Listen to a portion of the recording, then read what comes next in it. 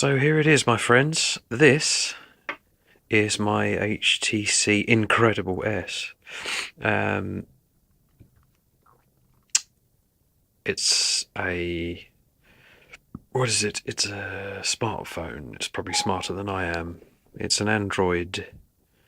It's not a Symbian like my Nokia was. That's my daughter on it. And there it is. You kind of... There's really not much to explain about it.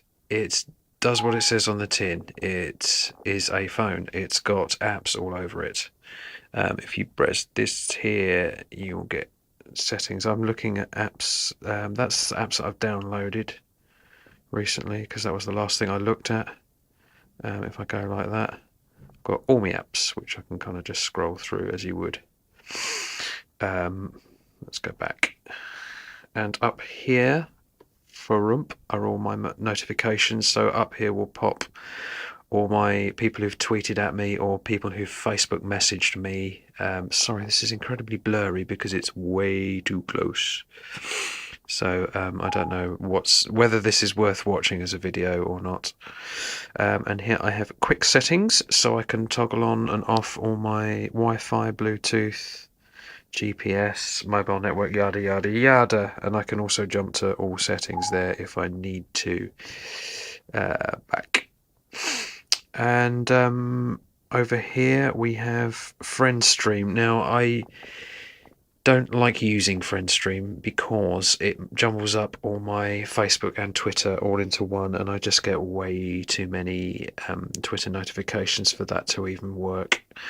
I prefer to manage it with TweetDeck, which, even though it does the same thing, it's just easier. Go and look at TweetDeck if you've never looked at it before.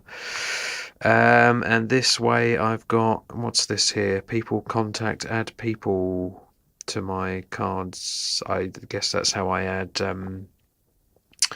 whatchamacallit, names when I save to my phone book. What's over here? My location. It's saying Stockwell at the moment, but then that's because I'm in a place where there's lots of tall buildings and it's not great reception. And I think that's it for those little funny flicky screens. But that's your kind of main screen where you tend to leave everything. Yeah, and there's everything you could ever want in there. The only slight thing is, right, so this is the HTC Incredible S, and this is the HTC Desire, which is kind of looks identical, but it's just slightly smaller. And if I flick it over, the HTC Desire's got a lovely smooth back. As I flip this one over, it's got a sort of weird ridge lump here. Don't know if you can see that. There's my camera on the back with the two little LED lamps. There's, I think that's the speaker on the back for playing out music and videos and whatnot. And I think that's the mic. I believe if you want to go hands-free when you made a call, you essentially just do that with it and it does it for you. So, which is all very lovely and dandy. Microphones on the bottom there, earphones and off switch, and on the side is the volume, ringer volume. Yep. There you go. What's on here? Nothing.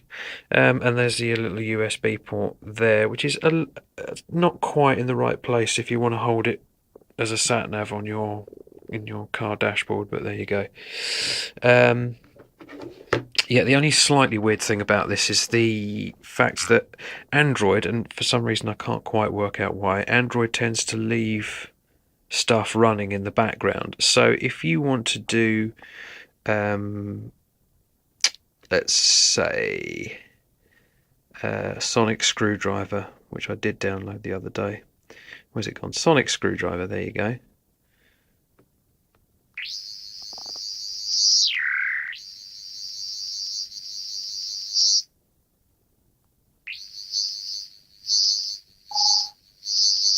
That's a lot of fun. Right, anyway, now to get out of that, I just press this little back arrow here, and it's gone. However, if you look on settings and applications, running services, view and control currently running services, you'll find that that sonic screwdriver thing is still running, he says. No, it's not. Okay, manage applications.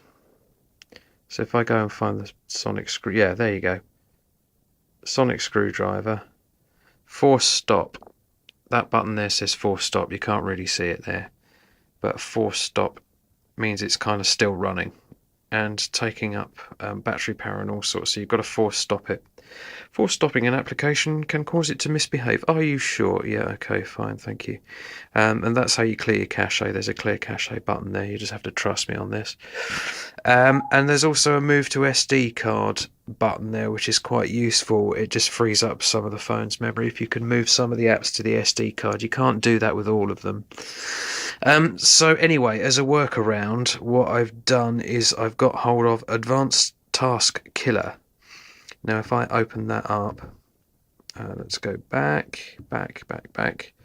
So if I go to Advanced Task Killer, which is no longer there, bear with me. Settings, applications, no, missed. Applications, thank you.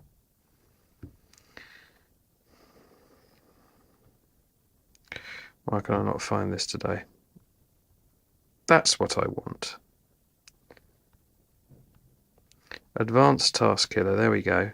So there it's showing me all the apps that are currently running with a little tick next to them on this side, and I can kind of toggle them on or off.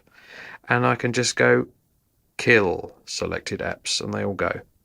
So that's a good way to get rid of that. It just means that you get a bit more battery life out of it. And I have to say the battery life is a little bit low, but that's kind of one tiny disadvantage amongst many great advantages of a great phone.